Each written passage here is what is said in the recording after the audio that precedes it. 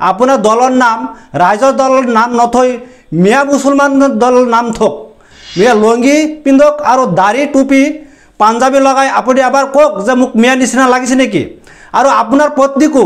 মিয়াৰ বুৰখা পিন্ধাই এবাৰ কওক যে মোৰ পৰিয়ালটো মিয়া পৰিয়ালৰ নিচিনা লাগিছে নেকি কিন্তু আপোনাৰ নিজৰ সমষ্টিতে আপুনি এজন প্ৰতিনিধিক জয় কৰিব পৰা নাই আৰু হিন্দু এলেকাততো আপোনাৰ স্থিতিয়ে নাইকিয়া হৈ গৈছে অখিল গগৈয়ে এটা ফেচবুক পোষ্টত কৈছে তেওঁ বড়োৰ সাজ পোছাক পিন্ধি তেওঁ কৈছে যে মোক বড়োৰ নিচিনা লাগেনে মই ক'ব বিচাৰোঁ যে অখিল গগৈ ডাঙৰ আপোনাৰ ৰাইজৰ দলৰ আপুনি অসমৰ মিয়া মুছলমান এলেকাত আহি গণসভা পাতি ডাঙৰ চিঞৰি ভাষণ দি ফুৰে আৰু এইবাৰ পঞ্চায়ত নিৰ্বাচনত আপোনাক মিয়া মুছলমান এলেকাতহে আপোনাক মনত কৰিছে আৰু তাৰ পৰা প্ৰতিনিধি পঠিয়াব পাৰিছে আপুনি পাছ কৰাব পাৰিছে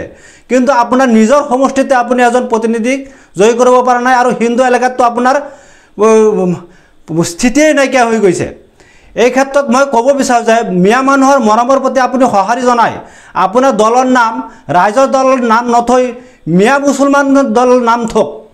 আৰু আপুনি বড়োৰ সাজ পোছাক পিন্ধিছে আপুনি এবাৰ মিয়া মানুহৰ সাজ পোছাক পিন্ধি মিয়া হোৱাৰ ভাওনা এটা কৰক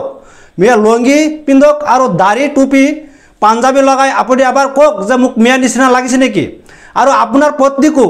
মিয়াৰ বুৰখা পিন্ধাই এবাৰ কওক যে মোৰ পৰিয়ালটো মিয়া পৰিয়ালৰ নিচিনা লাগিছে নেকি তেতিয়া আমি বুজি পাম আপোনাক যি মৰম আমি কৰিছোঁ সেই মৰমৰ সৎ ব্যৱহাৰ আপুনি কৰিছে আৰু আগন্তুক দিনলৈ আপোনাক আমি আঁকোৱালি ল'ম